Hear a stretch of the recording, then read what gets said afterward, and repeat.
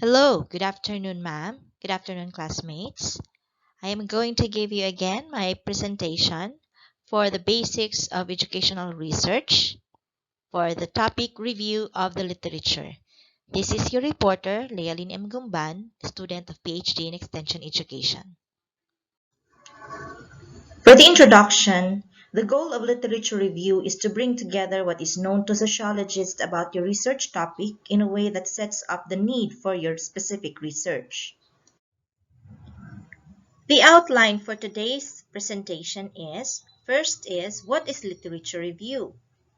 Next is, literature review for a research paper. Third is, how are we going to write the literature review? Fourth one is the do's and don'ts in literature review. And finally, we are going to tackle the APA reference list. For subtopic number 1, let's get to know what is literature review.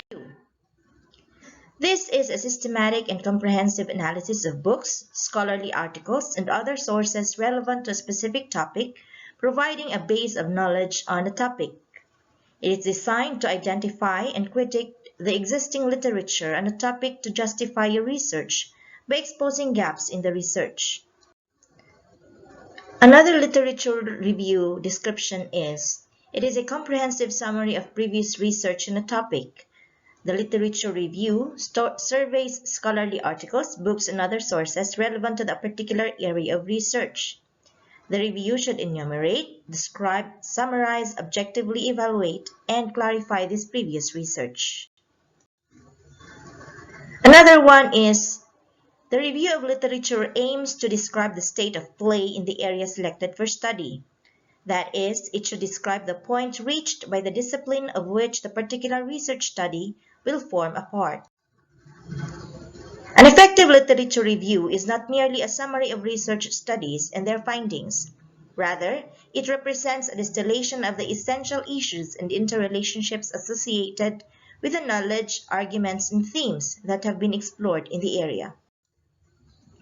Such literature reviews describe what has been written about the area, how this material has been received by other scholars, the major research findings across studies, and the major debates in terms of substantive and methodological issues.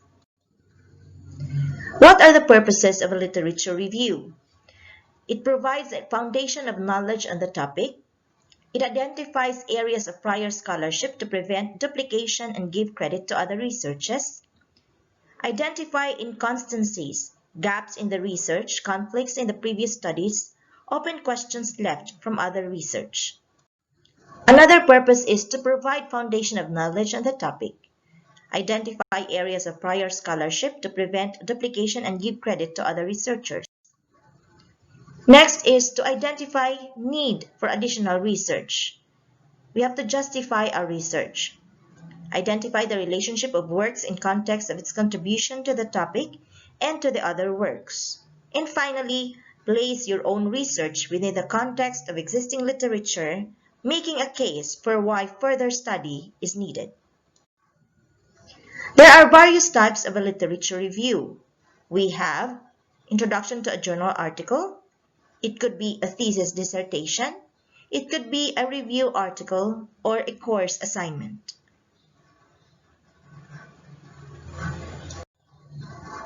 There are three essential categories. First is simple, a brief overview of the topic, not necessarily purely academic in scope and often uses popular sources. Another category is applied, used mostly in the business, government, and other professional environments. Applied literature reviews are more fact-finding exercises. And finally, the third category is academic. This requires accuracy, quality resources, objectivity, thoroughness, and quality analysis, but unlike the other categories, it requires a depth that the others do not have. For subtopic number 2, we are going to know about writing a literature review for a research paper. There are basic elements of a literature review. First is objective of the literature review.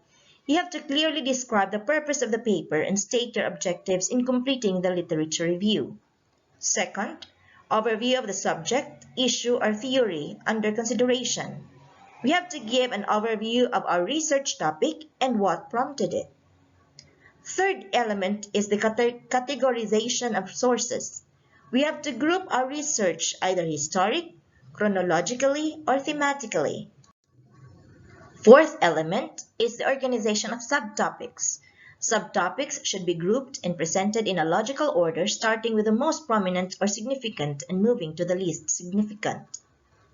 The fifth element is discussion. We have to provide analysis of both the uniqueness of each source and its similarities with other sources. And finally, the conclusion.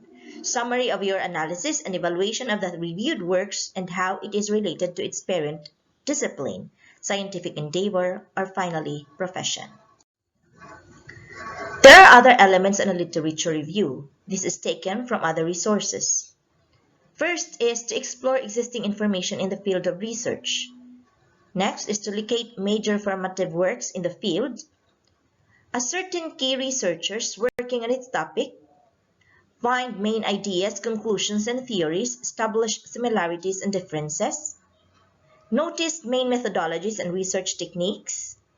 Next is we have to identify the gaps in existing research, show relationships between previous studies and theories, and finally provide context for the research.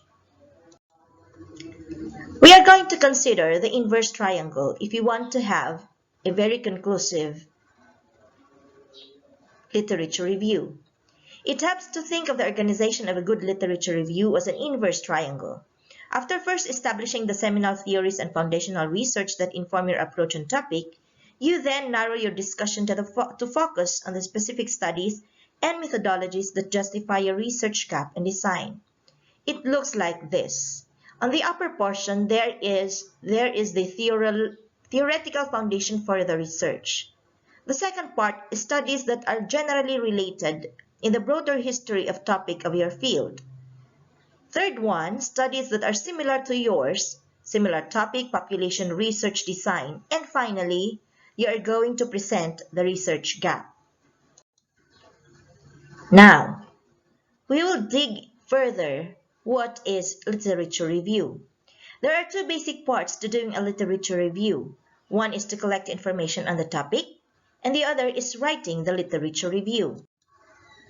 These questions are only guides, some suggestions of issues to keep in mind as you read the text you have accumulated over time.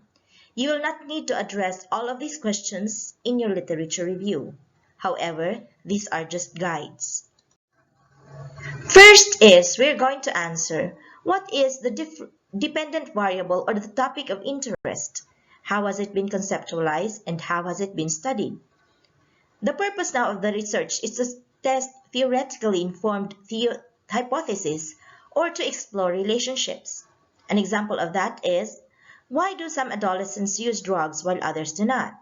The dependent variable in the example above is adolescent drug abuse or drug use. Consider what is the status of the dependent variable. Second, what are the theories used to explain the dependent variable? In here, we are going to search for more theories regarding the research topic. We have to check out the books used in related classes in sociology and other related sources. Third, what populations have been studied? We have to take note of just who was studied, think about how relationships differ across groups of people. Varying populations is one of the most common reasons for doing additional research on a topic, but we have to remember that we really need to think sociologically about this. Fourth, how have variables been measured? We have to decide specifically what we want to research. We have to be attentive to how the concept has been measured in previous research. We have to pay attention to how authors have explained these variations. The point is that how variables are measured can lead to the testing of very different hypotheses. Let's be aware of variations in measurement in the literature that we are reading. Fifth is, have things changed over time? This would lead us to doing additional research to understand and to explain why these have occurred over different periods of time.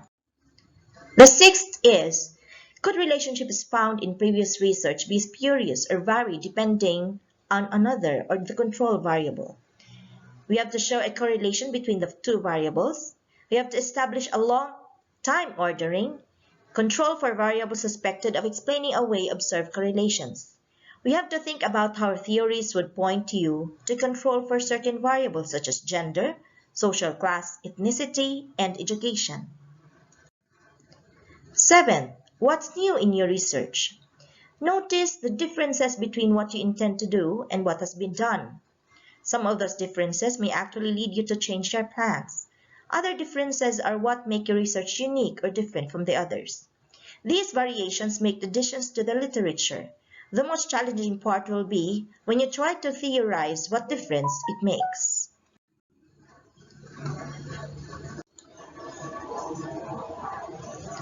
For our topic number 3, how to write the literature review.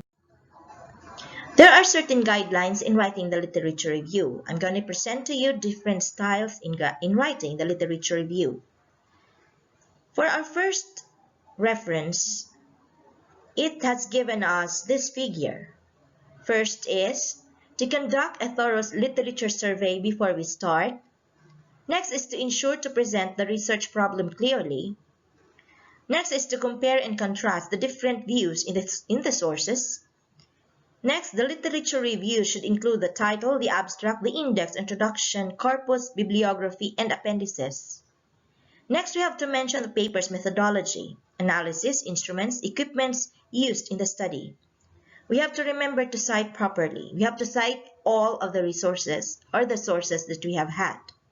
And we have to limit the bias.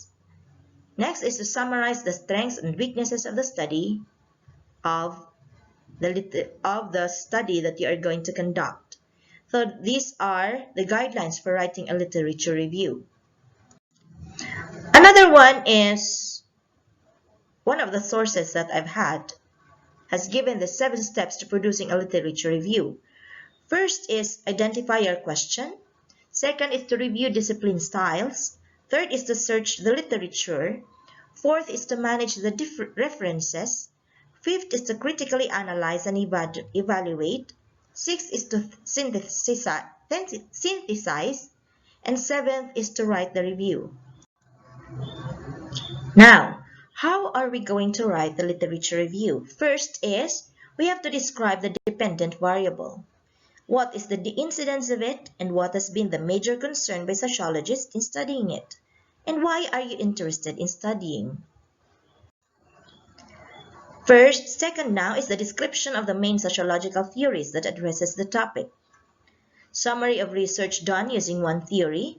This could also be a summary of research finding that X is related to Y. Be sure to group articles together by writing points. If several articles have found that X affects Y, just make the substantive point once and cite all the articles that has been given. Third,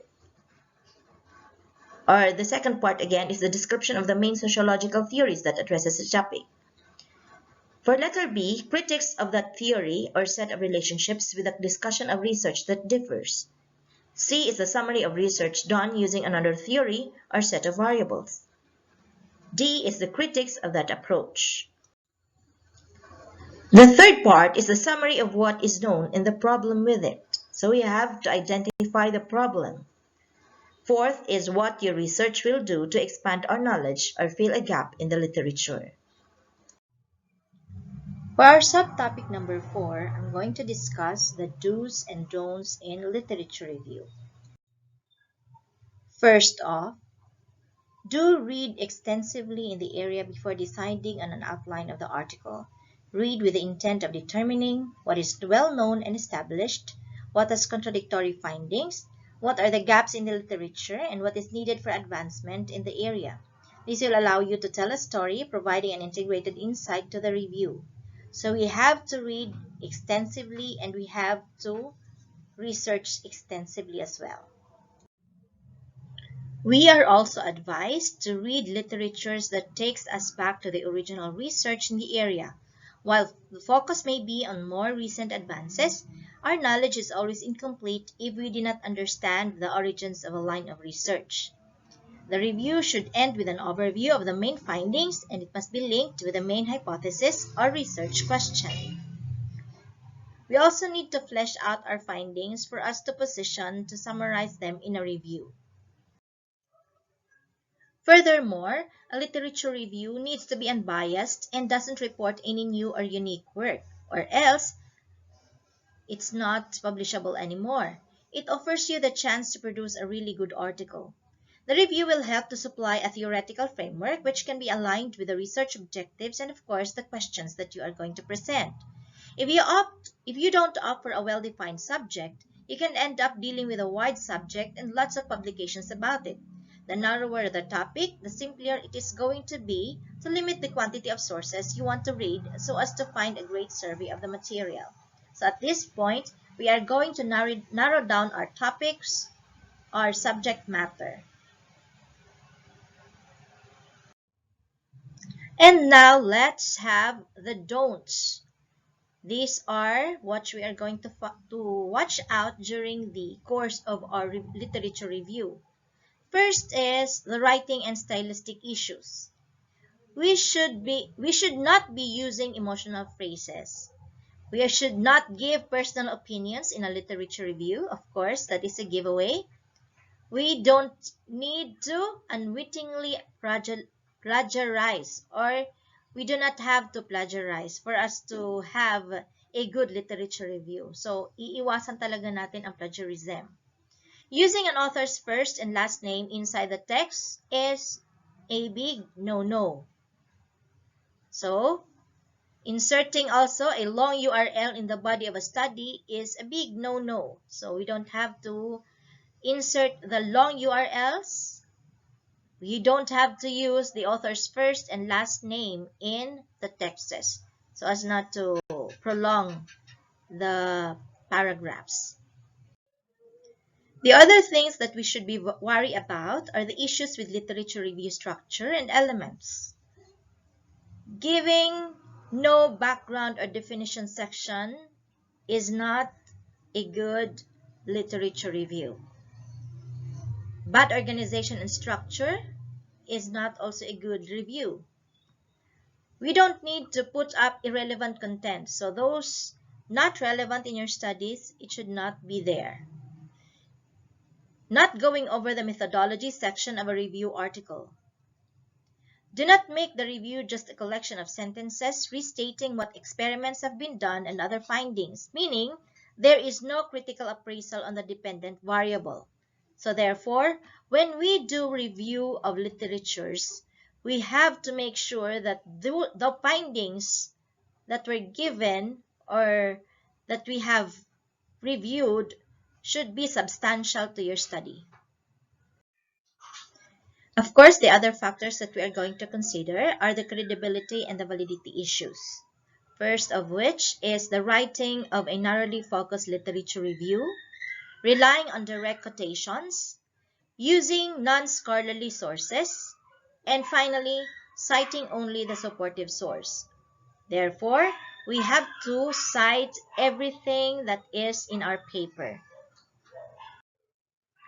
For subtopic number 5, I'm going to give you the APA reference list. The APA reference list is a list. List only the sources you refer to in your writing. The purpose of the research reference list is to allow your sources to be found by a reader. It also gives credit to authors you have consulted for their ideas. All references cited in the text must appear in the reference list except for personal communications, such as conversations or emails, which cannot be retrieved.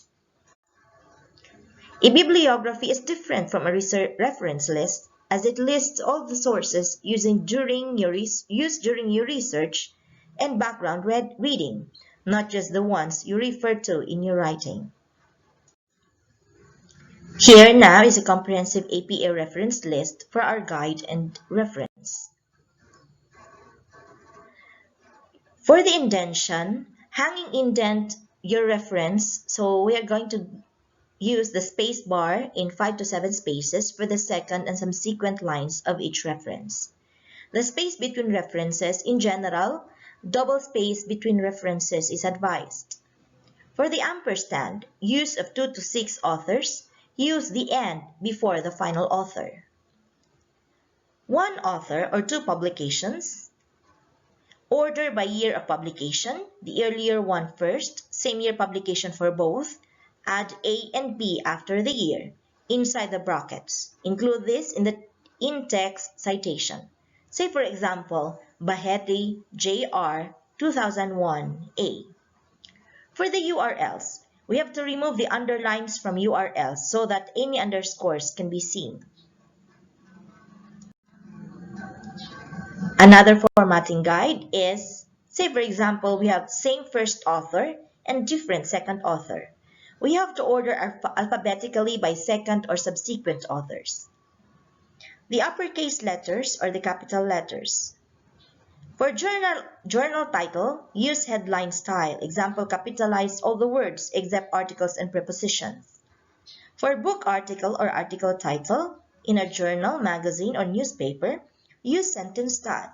Capitalize the first word of the title and subtitle after the colon and any proper names. For the place of publication, USA publishers give the city in full in the abbreviation of the state. Say for example, New York, NY, Springfield, MA. Publishers outside the USA give the city in full and the country in full. Say for example, London, England, Auckland, New Zealand. For the page range, we have to use an en dash, not a hyphen, for page ranges. Example, 21 to 27. No gaps between the page numbers and the en dash. How to add an en dash in Microsoft Word if using a full PC keyboard? We have to hold the Control key and type the minus sign on the small numeric keypad. We have to take note that if your keyboard will not produce an en dash, it is acceptable to use a hyphen instead. See the publication manual of the American Psychological Association for more details on the use of hyphens and dashes in the APA style. Finally, the use of square brackets. If format, medium, or description information is important for research to be retrieved or identified, use square brackets after the title to include this detail. Okay, these are now the examples for references. For one author, a book chapter, this is the example. Okay, we have to take note where the author is being placed and the date, the year it was published, and of course the title of the article, and then pages, and then where the place of the literature was. And for one author, multiple works published in the same year, this is the example. I'm not going to read to you. It's very easy to understand. For two authors, this is the example. We have to include now the DOI or the HTTPS part. For three authors, this is the example. For 4 to 7 authors, this is the example. For more than 7 authors, kindly look at the example. For secondary citations, a secondary citation is where you are citing information or quotes the author of your reference has taken from source that you have not read. Say for example, the name of the author of the original work in your text, you have to cite the secondary source in in-text citation, as cited in 1993. So this is the example of that. For the reference list entry, this is the example. We have to give the secondary source in the reference. We have to give the secondary source in the reference list. We have to identify or name the secondary source. For DOI and URL, the DOI, by the way, is the Digital Object Identifier. A DOI commonly identifies a journal article, but it has also been found on other publication types, including books. All DOIs start with 10 and includes numbers and letters. Say, for example, DOI 10 point something. The DOI provides a permanent internet address for the item, making it easy to locate. You may search by DOI numbers in the library search to locate articles. DOI in your reference list entry. Always use the DOI if available. No full stop at the end of a DOI. This is a new citing for the DOI, as introduced by APA in March 2017. The new format includes HTTPS and the prefix DOI org or HTTPS DOI org and the numbers. Say for example, look at this citing. For the notes, the articles retrieved from library databases may include ezproxy.auth.ac.nz in DOIs. This ezproxy information should be removed. For example, https DOI org something. So the correct URL for this DOI is this one. So we have to remove the ezproxy auth.ac.nz. For the URL, if there is no DOI for an online journal article or an ebook, include a URL in your reference. Use the URL of the journal homepage, not the full URL of the article in your reference. In finding a journal homepage, you could go to Google search for the journal title within double quotation marks to find the journal's homepage, or go to the library database, search by the journal title or the journal's ISSN to find the journal record. For journals without a homepage and no DOI, this can happen to some discontinued journals or journals archived in an archival database only. We have to use a database homepage URL in your reference.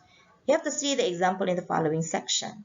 Say for example, resources retrieved from a library database without a DOI. So, do not use the full URL of the source that you retrieved from the database. This is the example of that. An ebook, Small Town Sustainability, Economic, Social, and Environmental Innovation, the URL on this ebook page is this. However, we have to remove the ezproxy and other details following it. The correct URL in the reference for this book should be http ebookcentral.proquest.com.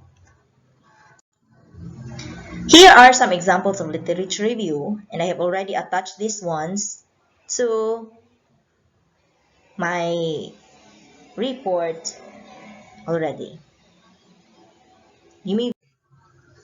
Finally, thank you very much for listening and have a good day, everyone.